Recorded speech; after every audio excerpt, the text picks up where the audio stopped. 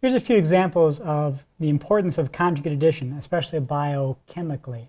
So this is acrylamide. Biochemists often use it in the pouring gels and such. But it turns out that it was found about 15 years ago that when you fry starchy foods, especially potatoes, you are generating a little bit of acrylamide when you do that. So there's a little bit of acrylamide in French fries, for instance.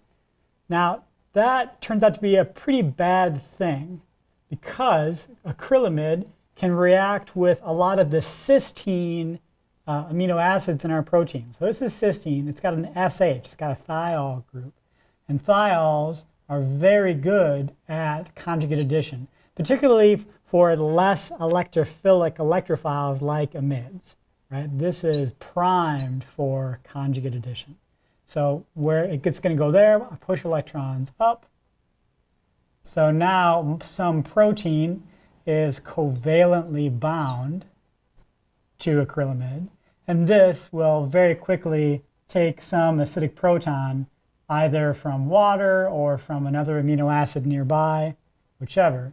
And so your product of conjugate addition, once you lose this hydrogen, I should say, is going to be something like this, where now I have this alkyl unit attached covalently to my cysteine. So this is protein alkylation. This is the kind of thing that causes cancer. And so that's why French fries were outlawed in 1997. Here's another example of a competition between a 1,2 and a 1,4 reaction. If I take an enone like this and an enolate like this, we've talked about enolates as really great nucleophiles recently, we could see the aldol reaction, right? We studied when an enolate sees a carbonyl compound, we very often can get this aldol product. But that's going to be reversible because here this enolate is a decent leaving, kind of stable-ish leaving group. You can see how crowded it is around that carbonyl. So it's going to be a little bit tricky to keep it there. What does the 1,4 product here look like? So here's my 1,4 addition. My enolate is going to attack conjugate addition. I'm going to get this intermediate, which when it's protonated, now my product is actually a diketone. It's a 1, 2, 3, 4, 5 diketone. So that's another pattern. And if we see that, we can think, oh, enolate and conjugate addition.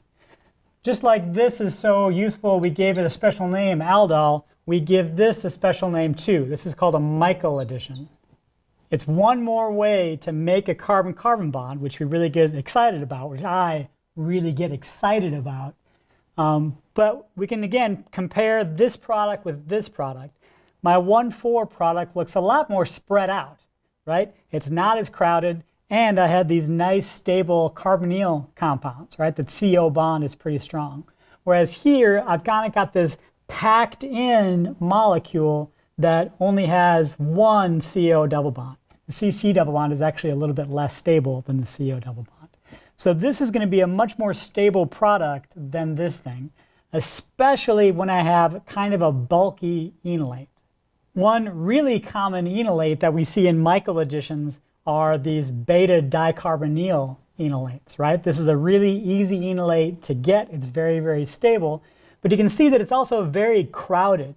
And so it's going to have a hard time forming this. And if it ever does, it's going to be really easy for it to go backwards because this enolate is so stable. So again, this is generally the kinetic product. It might go fast, but it's going to break down because it's kind of crowded. Whereas this is less crowded, more stable. COs are really stable. And that especially if we have kind of a crowded nucleophile, we're definitely going to want to push it to the 1,4 addition. So it's a Michael addition.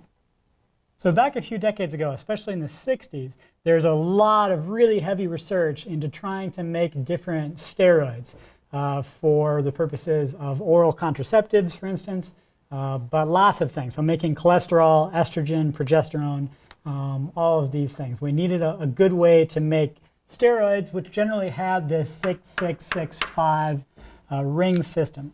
And one reaction system that was really important in those syntheses is called the Robinson annulation. So the Robinson annulation, it's basically a couple of the reactions that we've studied in this class already. So we're going to take a conjugated ketone here and another non-conjugated ketone over there. So how does this work? First, we're going to have our base, and it can be a relatively weak base, deprotonate our ketone here. Once I have this enolate, I'm going to do a Michael addition into this conjugated ketone. This Michael addition gives me this product, which will pick up a proton, probably in ethanol, and get to this diketone. Again, it's a 1,5 diketone, 1, 2, 3, 4, 5. There's still plenty of base around, so now this thing can get deprotonated. Where can it get deprotonated? It can get deprotonated a lot of places. It can get deprotonated there, and there, and there, and there. But, and you can imagine that if I deprotonate here, I could attack there. If I deprotonate either of those, it could attack there. That's fine. Most of those potential products are pretty unstable. They're either rings that are too big or too strained, or they're products or rings that are too small. For instance, if I deprotonated here and attacked there, that would only be a 1, 2, 3, 4 four-membered ring, which isn't very stable. So it will essentially keep getting deprotonated and going back and forth at different places until it manages to get deprotonated in the right spot. Where's that? The right spot is here. So if I deprotonate at the end of this methyl, I get this enolate. And now I can do an aldol reaction to get a nice stable ring. 1, 2, 3, 4, 5, 6. All right. Great. Now we're here. This is an equilibrium with a different anion. I can consider this alkoxide in equilibrium with this enolate, right? Now, this equilibrium will lie pretty far to the right, no doubt. But once in a while, I'll get some of this. And if I ever do, I've got a leaving group. We've essentially talked about how aldol products can dehydrate in base. This is just that. So that will bring me to my product over here. So first we do a Michael addition, then we do an aldol reaction. It's a great way to make a ring, particularly if you are a steroid chemist, which is different than a chemist on steroids. So this is a historically important reaction, and it's a cool way to combine two of the things we've learned about, right? So first I have a Michael addition here, and then I have an aldol addition there. And the product is this cool bicyclic compound, which has been really important in learning more about steroids and their derivatives.